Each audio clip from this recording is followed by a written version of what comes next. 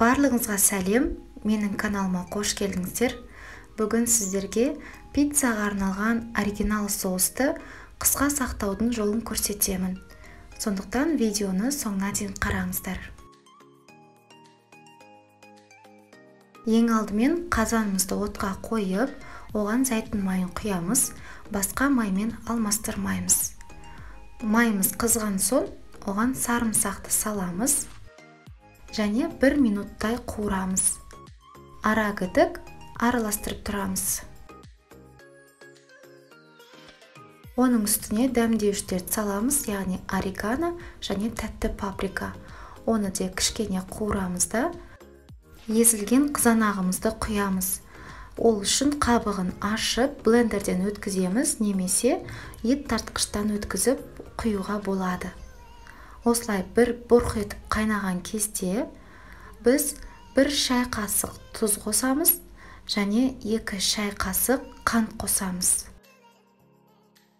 Тағы да бір араластырып, төмен отта қайнатамыз.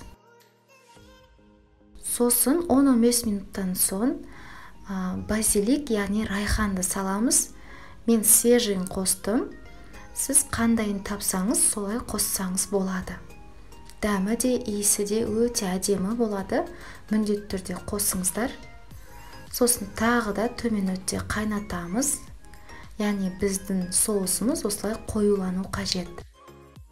Дайын болды, енді біз оны толықтай суытамыз.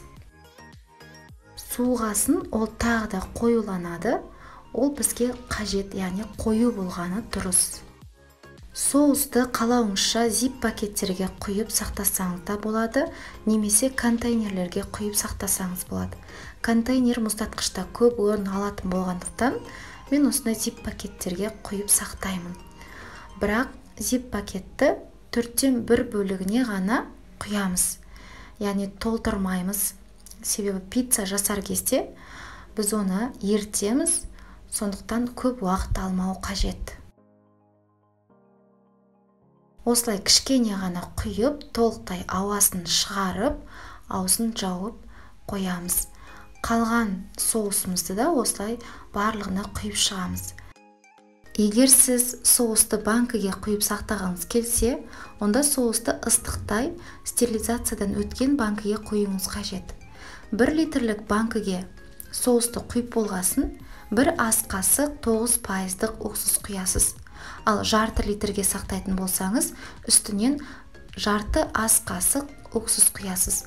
Соус былайша айтқанда кішкене өзгеріске ұшырайды, яғни дәмі өзгеше болады.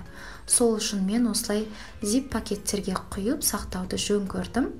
Сіз өзіңіздің қалауыңызша сақтай бересіз. Міндетті түрде осылай жасап көріңіздер, қалталарыңызды үнемдейді, қыста қымбат бағаға қызанақты сатып алып жүрмейсіздер.